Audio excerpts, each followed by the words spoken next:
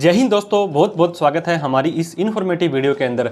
अगर आप किसी भी तरह की ट्रेडिंग कर रहे हैं, कुछ सर्विस दे रहे हैं, कुछ मैन्युफैक्चरिंग कर रहे हैं, आपने कोई भी बिजनेस कर रहे हैं या करने का आपने मन बनाया है, तो बहुत बार हमारे दिमाग में ये ऐसा क्वेश्चन आता है कि जीएसटी यानी कि गुड्स एंड सर्विस टैक्स का नंबर जो होता है, जो रजिस्ट्रेशन होता है, हमें कब करवाना पड़ेगा।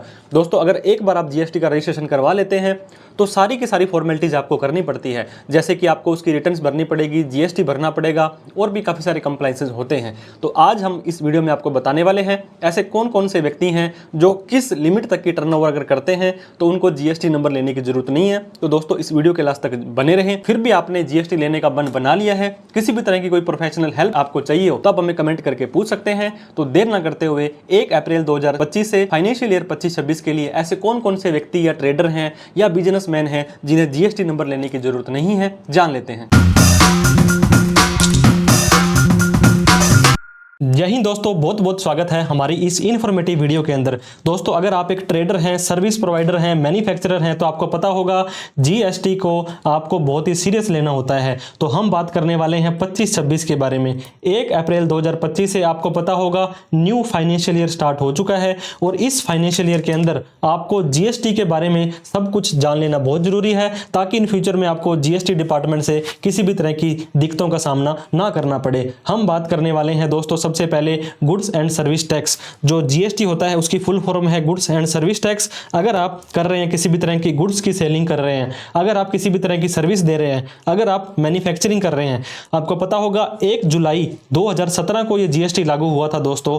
इसको 7 साल से भी ज्यादा हो चुके हैं और बहुत सारे अमेंडमेंट्स, नए नए रूल आज भी आ रहे हैं। ये एक इनडायरेक्ट टैक्स है, मतलब ऐसा इसका अल्टीमेट बर्डन जो होता है इस जीएसटी को भरने का, वो एंड यूजर पर होता है। कितने भी दुकानदार होंगे दोस्तों, ए से बी ने लिया, बी से सी ने लिया, सी से डी ने लिया, और लास्ट के अंदर जब ये एंड यूजर डी होगा, इसे ही ये जीएसटी भरना है। वन नेशन वन मार्केट और वन टैक्स के नाम से आपको यहाँ पे देखा होगा कि सरकार ने इसको प्रमोट किया था, लेकिन शराब, दारू, बियर, पेट्रोल, डीजल, इन चीजों को अभी भी जीएसटी के दायरे में बाहर रखा गया है। अगर इनको दायरे में लेके आ जाएंगे तो दोस्तों हो सकता है इनको इसके भी थोड़े बहुत रेट घटाने पड़ जाए। अब बात आती है जीएसटी नंबर क्यों और कब और किसे लेना चाहिए। दोस्तों, जो पर्पज है जीएसटी नंबर लेने का वो आपका माइंड में क्लियर होना चाहिए। बहुत सारे लोग क्या कहते हैं दोस्तों, कॉन्ट्रैक्टर होते हैं। कॉन्ट्रैक्ट का मतलब ठेकेदार होते हैं, उन्हें किसी भी सरकारी संस्था का काम करना होता है, गवर्नमेंट से काम करना होता है, तो जीएसटी नंबर लेना जरूरी है।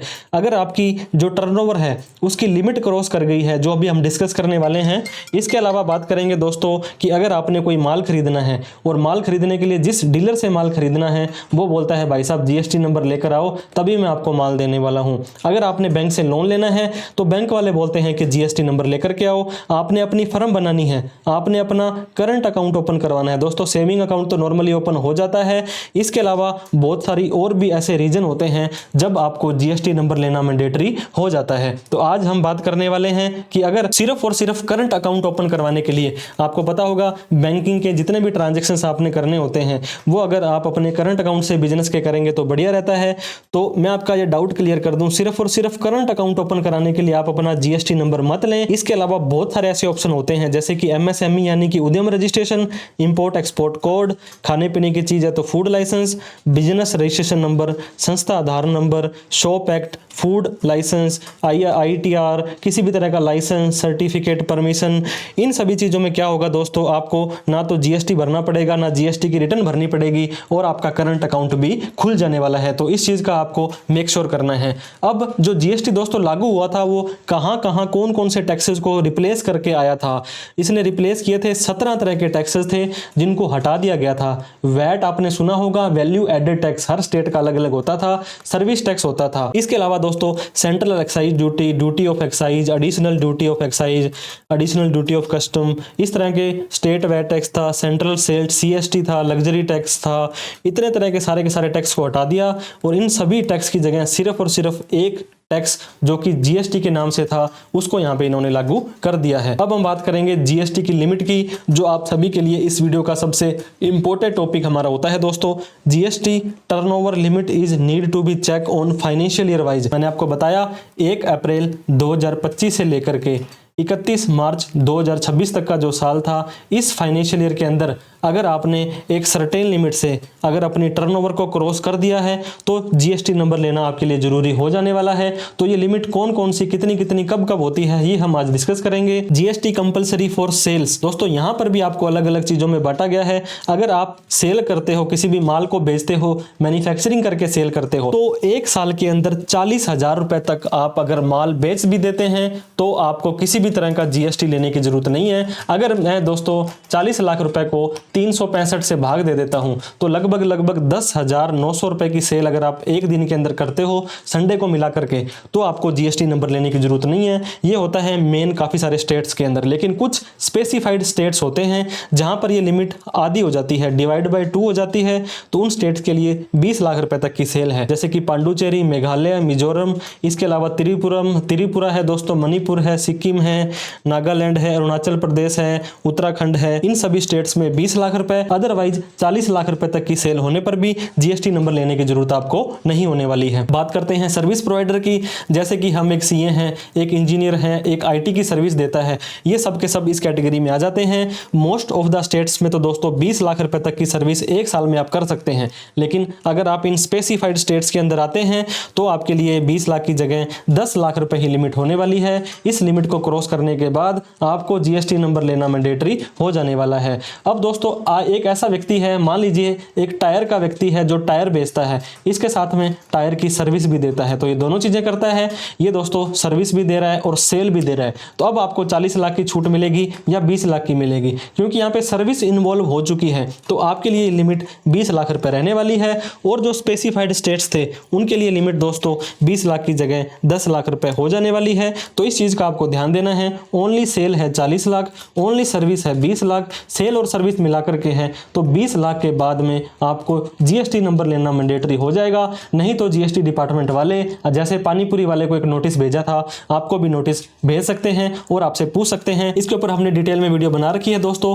41 लाख रुपए का यूपीआई एक व्यक्ति ने पूरे साल के अंदर क्रेडिट लिया था और उसने जीएसटी नंबर नहीं लिया था, तो तमिलनाडु जीएसटी डिपार्टमेंट ने उन्हें एक नोटिस भेजा था और बताया था, उसको समन दिया था कि हमारे पास हाजिर हो और आप बताओ कि आपने जीएसटी कुछ नहीं लिया, क्यों नहीं लिया। अगर आपकी सेल 40 लाख से, सर्विस 20 लाख से कम है तो भी आपको जीएसटी नंबर लेना मैंडेटरी हो जाएगा।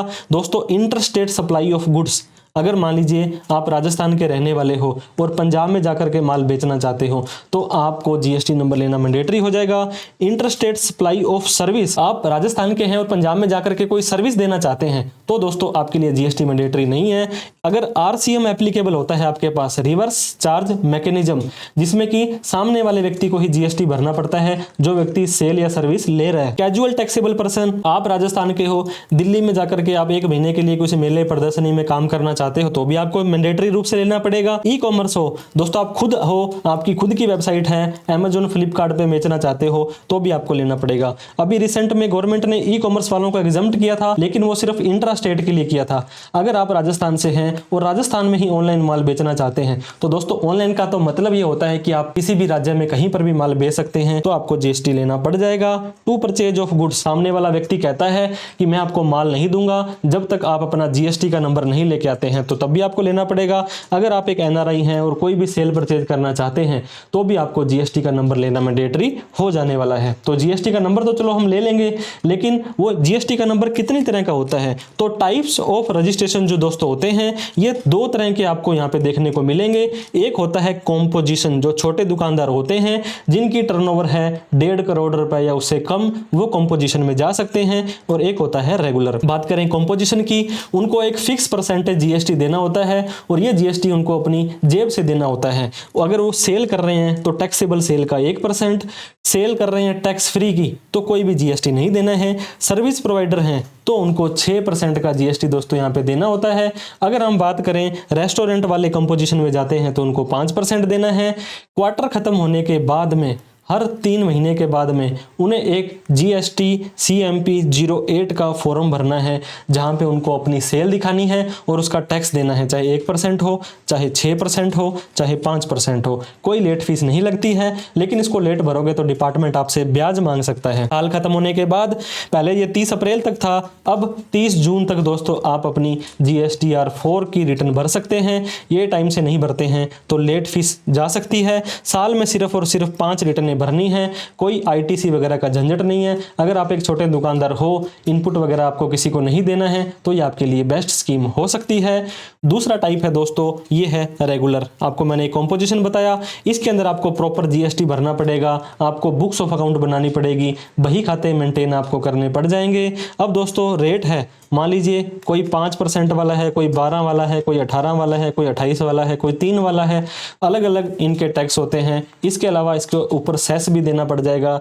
तो जिस तरह का आपका प्रोडक्ट होगा उस तरह का ही GST आपको यहाँ पे करना है। बात करते हैं दोस्तों 3 महीने बाद क्वार्टरली, हर महीने बाद या तो GSTR 1 का फॉर्म भरना है या IFF यानी कि इनवॉइस फर्निशिंग फैसिलिटी का फॉर्म भरना है।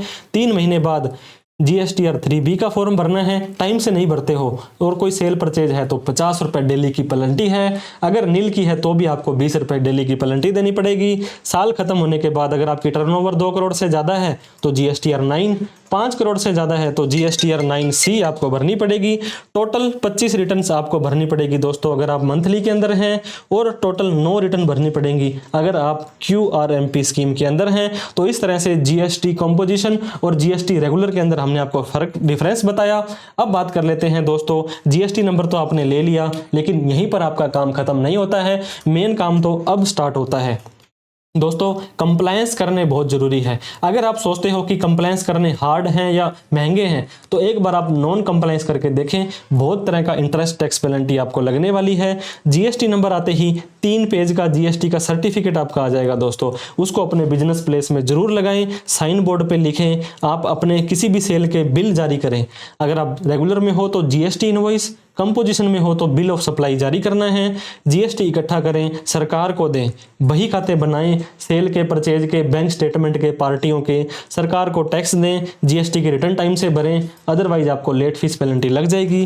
किसी चार्टर्ड अकाउंटेंट की, किसी प्रोफेशनल की, किसी CA की हेल्प जरूर लें दोस्तों। आपके पर्सनल चार्टर्ड अकाउंटेंट CA जरूर होने चाहिए। अगर ऐसा नहीं है तो 88 750 42,000 पर आप कॉल करके हमारी प्रोफेशनल सर्विसेज बड़े ही नॉमिनल चार्जेस पे ले सकते हैं। तो हम बात कर रहे थे कि आपको GST नंबर लेने के बाद भी काफी सारा काम करना पड़ता है। इसके अलावा बात करें दोस्तों, ITR जब आप भरेंगे साल खत्म होने के बाद, उसको GST से मैच करना बहुत जरूरी है, नहीं तो GST और इनकम टैक्स वाले दोनों ही आपके पीछे पड़ सकते हैं। अगर आप करंट अकाउंट यूज नहीं करते हैं तो करंट अकाउंट यूज करें, क्योंकि सेविंग बैंक अकाउंट में ज्यादा लेन देन करते हो तो वो बैंक वाले आपका अकाउंट फ्रीज कर सकते हैं। नेसेसरी डिपॉजिट है, अदर देन GST का टर्नओवर उसमें ना करें, करंट अकाउंट का यूज करें बिजनेस ट्रांजैक्शंस के लिए, ताकि आपको कल को जस्टिफाई करना आसान हो जाए। ये GST कितने तरह का होता है दोस्तों, GST डिपेंड करता है आपका स्टेट क्या है और सामने वाले का स्टेट क्या है। एक होता है बायर और एक होता है सेलर। मान लीजिए मिस्टर A है और आप मिस्टर B हो, तो मिस्टर A रह रहा है राजस्थान में और मिस्टर B रह रहा है पंजाब के अंदर। मान लीजिए आपने पंजाब वाले व्यक्ति को माल जब बेचोगे, तब मान लीजिए 18% किसी आइटम पर GST लगता है, तो आप IGST 18% लगा दोगे, क्योंकि आपको IGST लगाना है, क्योंकि खरीदने वाला और बेचने वाला अलग अलग स्टेट के अंदर आ जाते हैं। अब बात करते हैं दोस्तों, आप भी राजस्थान में हो और माल लेने वाला भी राजस्थान में है, तो 18% आइटम है तो 9% तो लगेगा CGST और 9% लगेगा SGST। CGST का मतलब सेंटर और SGST का मतलब स्टेट, क्योंकि आधा आधा पैसा सेंटर और स्टेट में ये बांटा जाता है। तो इस तरह से आपको अपना GST का जो भी रेट है उस हिसाब से स्टेट के हिसाब से लगाना है। GST नंबर लेने के बाद मैंने आपको GST की रिटर्नें बताई, चाहे आप कंपोजिशन में हो चाहे आप रेगुलर में हो, टाइमली आपको रिटर्न्स भरनी है। HSN कोड होते हैं दोस्तों 4 डिजिट के, 6 डिजिट के, 8 डिजिट के, हर प्रोडक्ट का अलग होता है। ई-वे बिल 50,000 से ज़्यादा का कोई माल मूवमेंट कर रहा है, ई इनवॉइस आपकी 5 करोड़ से ज़्यादा की टर्नओवर है, GST के रेट मैंने आपको बताया 5, 12, 18, 28 जितना भी है। रिवर्स चार्ज मैकेनिज्म RCM में आप कब आपको भरना है, QRMP में अगर आपकी टर्नओवर 5 करोड़ तक है तो जा सकते हैं। इसके अलावा भी daily day to day basis पर बहुत सारी अपडेट्स दोस्तों आती रहती हैं, जिनका भी आपको पता होना, अपडेट होना बहुत ज़रूरी है। अगर आपको GST नंबर लेना ज़रूरी था और नहीं लेते हो तो कितनी पेनल्टी आपको जीएसटी नंबर ना लेने की लग सकती है। दोस्तों 40 लाख से ज़्यादा की आपने सेल कर दी और एक ऑफेंडर जो होता है, कानून को ना मानने वाला, not paying tax on making short payment, genuine errors हैं, मतलब उसको जानबूझ के वो ऐसा नहीं कर रहा है, उसे पता नहीं था, तो 10% ऑफ टैक्स और मिनिमम 10,000 रुपए की पेनल्टी उसको देनी पड़ेगी। जितने टैक्स की उसने चोरी करी है, टैक्स तो भरना ही भरना पड़ेगा और 100% दोस्तों ऑफ द टैक्स अमाउंट देना पड़ेगा।